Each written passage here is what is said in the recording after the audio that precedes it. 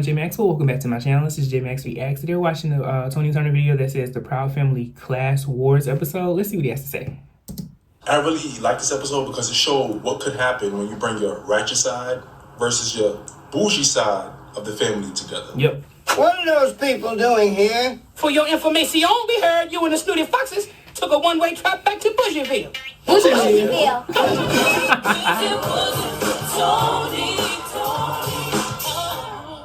What's up, guys? Welcome back to my channel. Thank you for tuning back in. I'm back with another Proud Family episode analysis. And this was about the episode where Trudy's bougie side of the family and Oscar's more ratchet ghetto side of the family came together. BB and CC had a baptism. And it was basically like a class wars episode where, like, you know, the upper class bougie side of the family comes together with the ratchet country side of the family and the different conflicts that can happen with that situation.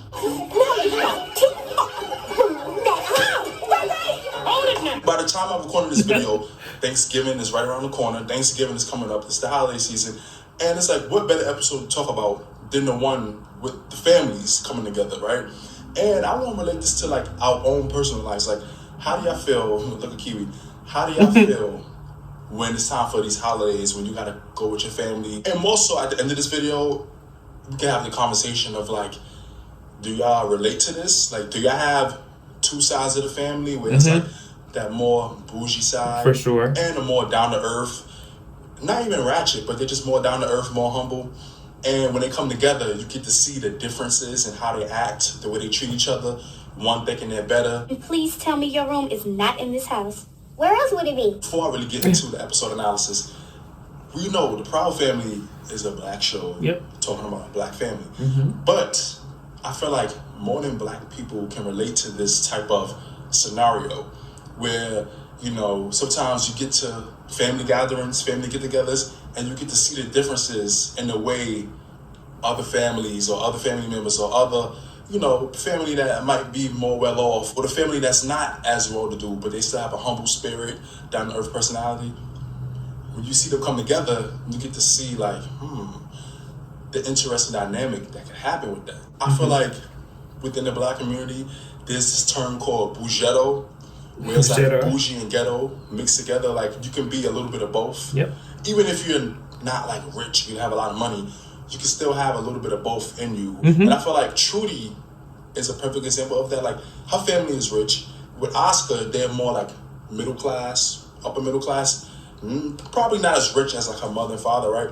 But together, you can tell Trudy jumped in and out of being, like, literally jumped in and out of being like, so, I gotta do this, I gotta do that for my family. While Oscar was just like, whatever, it is what it is. And I want to start off with the beginning of the episode. Trudy is dressed all nice, got a nice dress, she's cleaning up the house, and she's preparing because she knows how her family is. They have certain standards about cleanliness and everything being to the highest degree, right? Oscar still lounging around in his white beater, sweatpants, looking like a bum, honestly, because he has this thing where he doesn't care. You can tell how different they are when it comes to, like, preparing for this type of thing. Trudy knows how her family is. They're bougie. Oscar, knowing that his more down-to-earth, ratchet side of the family is coming, he doesn't feel the need to get dressed up and look presentable because it's just like, it is what it is. Come on, Oscar, get cleaned up. Now you know how my father feels about television. Yeah, the same way he feels about me. A waste of time. This is further proven when Trudy's family finally comes. You get to see the parents, you get to see her sister, cousins, and niece, and you get to see how bougie they really are. Mom, what's up, Doc? That's Dr. and Mrs. Parker to you, Proud. Is someone going to greet moi? Diana! Trudy, I just love your cozy little abode. I was thinking more like the maid's quarters on our villa in Brazil. Trudy, I see your maid has been cutting corners. Don't start with me, bougie. Mother, that's not our maid. And another thing with them, you know what this is, that they like to brag about how much money they got, especially compared to Oscar. When you make the money I do, big guy, anything is on the market. We get to see, and not only see, but we get to hear the immediate contrast when Oscar's family comes through, you know, we hear this loud hip-hop sounding type beat, and they're driving and they bump into the back of, you know, Trudy's brother's car, and that's the whole situation. Look, homie, someone's gonna have to pay for the damages. Oh, I agree, player. And right away, we get to see that other side of the family, Oscar's side, you know, the more ratchet, ghetto side, even in the way they dress or the hairstyles, compared to like Trudy's family, who's dressed more classy, and you know, the sister got like a fur coat, and you just get to see those differences sometimes families can have. Yep. Where's the bathroom, baby? Oscar, who are they? The ones who ate the cut before we had a chance to cut it? Oscar, why? If there's gonna be a family battle, I need backup. Not 10 years, 10 months, bro. Hey, Ray! She just appears to be just a little bit ghetto to me. A little bit ghetto, you know, a little bit hood. Stop. But another thing throughout this episode I like is how they showed that even like the bougie side of the family, they like to act like they're so much better, like they're above doing this, above acting like that. But when times come for it, they can act just as, you know, ghetto or ratchet as anybody else. Yeah. I know y'all heard me. Dinner! I'll tell you at the end. I'll talk a little bit more about it at the end, but my family dynamic is very similar. Of course, with this situation, with the conflict already happening, Trudy and Oscar get into a little argument about it. You hadn't overbooked Hotel Pride with your country cousins, we wouldn't have to. Things get even worse when they're about to eat the family feast, the family dinner, and Oscar's side of the family, the two little kids, ends up eating the whole meal while Penny is praying over the food. Not yet, everybody. Not before we say grace. I don't believe all that food I made. Oh my God! Makes them have to go to another restaurant, which Oscar offers to pay for. Of course, with Trudy's father making jokes about it. You'll buy? Where, Proud? Someplace where they use a spork? Don't worry, Papa Doc. A restaurant without a drive-through window and a clown's head. Then even at the restaurant, it seems classy. Like I said, Trudy's family is so used to things of a certain standard that they're asking questions like, what about this? Where's that? Where's this? And Oscar's side of the family, even Trudy has to laugh because they're like, wow, y'all so out of touch with reality. Like every restaurant doesn't have waiters and waitresses and champagne and caviar. Like some restaurants are just down to earth, regular, and the type where you just get your hands dirty eating your favorite foods. Yep. I'll say I have yet to see a waiter. And apparently there aren't any utensils either. You better stop sitting up there looking all prissy and pretentious and get your manicured elbows neatly beneath strip. Afterwards, a part of this family gathering, they then try to have like a family football game type of thing where it's like Oscar side versus Trudy side, the bougie versus the ratchet side, right? And things are going good. They're having fun, competition with it. But of course, like I said before, there always ends up being some type of conflict. They always end up fighting. It takes Penny and her bougie cousin and her more, you know, country cousin coming together and getting in trouble for them to like realize, oh. Come here. See what I'm saying? What on earth were you kids thinking? Of course, Trudy's side of the family thinks that it was the country cousin's fault. Right. When you look at it, it was the bougie cousin's idea to take the car and drive off with it. Please, Chanel knows better. I'm sure the overweight grub over there had something to do with it. I have the keys to my dad's truck. This goes into the idea that because they were bougie, because they had certain ideas of themselves and of each other and of their kids, they thought that, oh, my daughter would never do nothing like that. No, it had to be that country boy, that ratchet one. When sometimes the bougie kids get in trouble too. We know this. Y'all see this in TV shows, movies. Yep. Might see it in real life. Okay. People think that because you're of a certain class level, you're above doing certain things, where sometimes you can do worse things than people that are lower class. Now with this situation, with that conflict, that just sealed the deal for everything. They end up going their separate ways, and they end up just really hating each other after this. Oscar's side of the family goes to a low rundown motel, while Trudy's side of the family goes to Wizzy Kelly's bougie hotel, and Penny sneaks out of the house trying to convince both of them to come to BB and CeCe's baptism, lying to them, saying that the other side of the family wasn't going to be there, just to get them both there together at the end anyway. You ain't gonna have to worry about no baptism. You're gonna have to worry about a baptism. They got their noses so high up in the air, if it rains, they drown. So, since my mama's family is gone, there's no reason for you not to come. I want you guys to know that Ray Ray and Boonetta decided to go home. As they both arrive to the church when the baptism is about to happen, they get into one last conflict before Penny has to get on the pulpit. She has to get on the podium and really explain to them, like, what are y'all doing? Really explain to them that at the end of the day, we're all family. We might have different lifestyles, we might act different, we might behave different, we might be used to different things, but at the end of the day, we're all family. This is all for BB and CeCe. We shouldn't let our differences take away from the importance of this situation.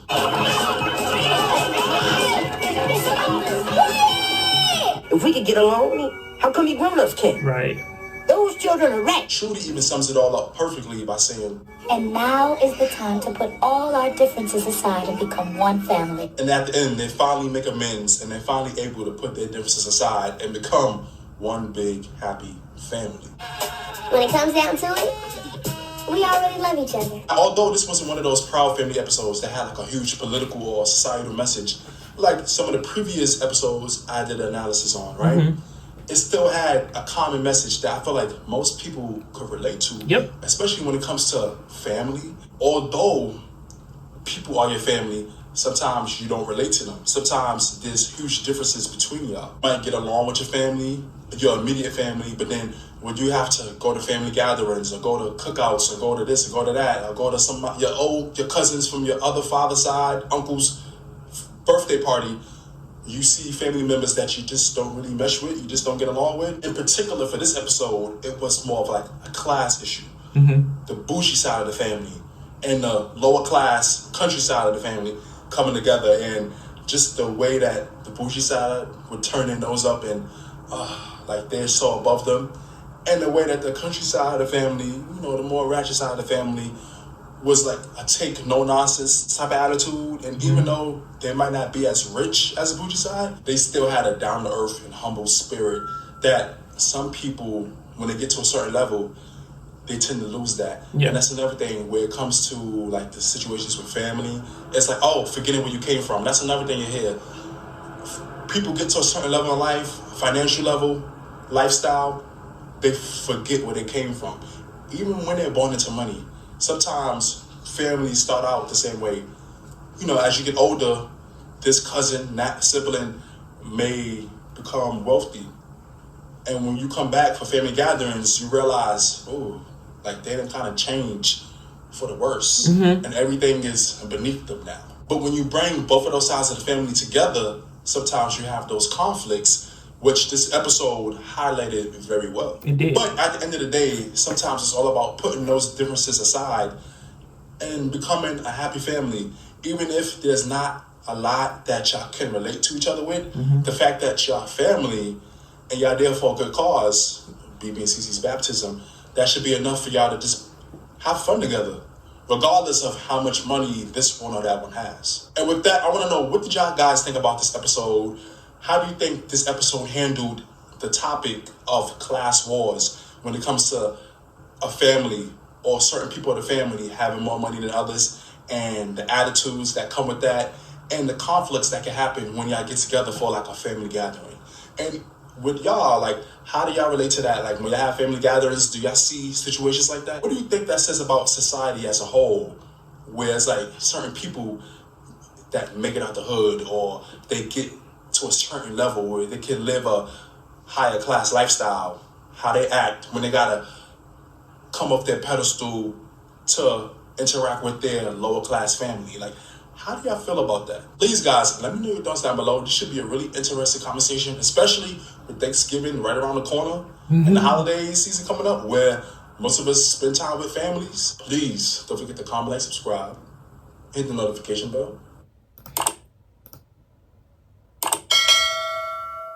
Thank you for watching and listening. All right. This, I think I put this in my reaction cue playlist well before Thanksgiving. I'm just getting back to some of these longer videos now. Definitely did a really, really good job of highlighting it. As a kid, I love this episode because it's hard for me to explain my family dynamic. I think I've said this in my Get to Know Me video, as well as some other little spot videos where I've talked about my family dynamic. My mom's side of the family is very much like Trudy's side, except they're not so far removed mentally from, you know, what it was to be a part of the struggle. I tell people all the time, my mom's side, like my grandmother, she will tell you like they grew up in the projects. It was, you know, multiple children, a two-parent household that became a single-parent household for other reasons, and just the time and era that they grew up in. And they were dirt poor. They all made it out. They all got, you know, degrees. They're all, you know, pretty substantial and well off in life now. So growing up, it was interesting for me. I got to see a dynamic of what it is to have a comfortable lifestyle on my mom's side versus on my father's side. It's not poor, but it's not like rich. It's the hood. It's straight up not ghetto. Ghetto is how I would describe some other pieces, but like if you know, you know. Project, hood, ghetto, while they are sometimes used synonymously, they are very much different. Because the hood is different than the ghetto is different from the country. They can intersect a little bit here and there. You can't have somebody that's ghetto in the country, that's ghetto and from the hood, that's maybe ghetto, hood, and country together, depending on where they're from. However, when it comes to like my father's side of the family, I think we more so identify as the hood. And like my stepdad's side of the family, it's a little bit more country. And so I had all these different dynamics growing up that were they played out very well in who I am as a person now. We definitely didn't see our families kind of merge and intersect as much as kids. My sister, who I grew up with, she is my stepdad's daughter. So like we share a mom.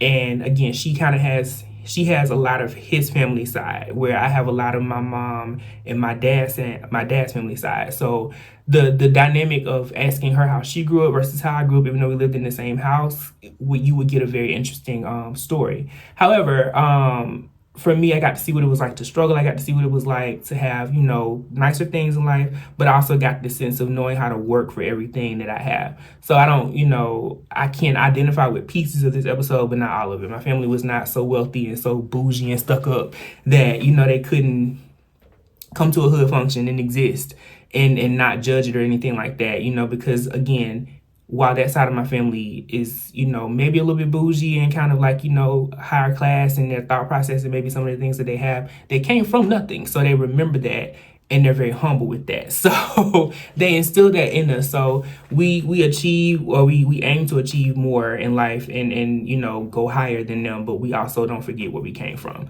So I tell people all the time, you know, I'm a good mix of it all, a melting pot. Back when I was doing like e-commerce stores and I had like a t-shirt line, I had one that said Intelligent Hood Rat. I still use it as like a theme for who I am as a person. I'm a doctoral candidate now, but I grew up in a trailer on the side of a highway in the country with, you know, working class parents, and sometimes we did not know where our next was coming from. Even though I had a grandma and, you know, parents and grandparents that were well off who took care of me in different aspects of my life, and I had a dad that was, you know, in the hood. You know, I've seen it all, been through a lot, experienced a lot. It's made me who I am today. So when I watch the episode, I think about like Penny's upbringing and how, you know, in the restaurant she was able to laugh, and when they were out playing football, she was bothered by what was going on, but she was able to identify with both sides so succinctly. And that was me as a kid. Me as an adult, I definitely find myself going back home for Thanksgiving. I prefer to spend Thanksgiving at home more so than Christmas, because I like to go see both sides of my family. That's when I'm able to just like, nobody's expecting anything from anybody. It's just good food, good laughs, and good times and good vibes. So when I'm on my dad's side, at one phase of my adult life, I noticed they all kind of looked at me sideways, like, is he going to be, you know, maybe a little bit bougier because he got degrees and all these different things. And then I'm in the front yard drinking with them and they're like, oh shit, okay, you actually are cool. Whereas on my mom's side, everybody is like a super like they have this intellectual level that even it exceeds my own sometimes. So I struggle with being in settings with them. I'm just very quiet. You know what I mean? I think my day-to-day is more intellectual and more, you know, my mom's side. But like when I want to just chill and be at peace, I think I'm a little bit more comfortable in the hood. So interesting, you know, dynamic and power play here. But all of those things that came together to make me who I am play a role in how I am as a practitioner for a college student. So I'm able to identify and really bond and make those connections with them based on where they come from, because I can meet people where they are. I've seen enough in my life to not act a certain way or have to code switch or anything like that. What you see is what you get with me. You know, you gonna see me weave in and out of all of it naturally and organically, and it's not inauthentic. So a long little rant to go with this, but for sure a very good one. I love Tony Turner's deep dives and everything else that he does with his channel, so make sure y'all check him out. Let me know, what was your upbringing like? Did you see, you know, this in your life? How did you feel about this episode of the show as well? Yeah, comment, like, subscribe. Until next time, peace.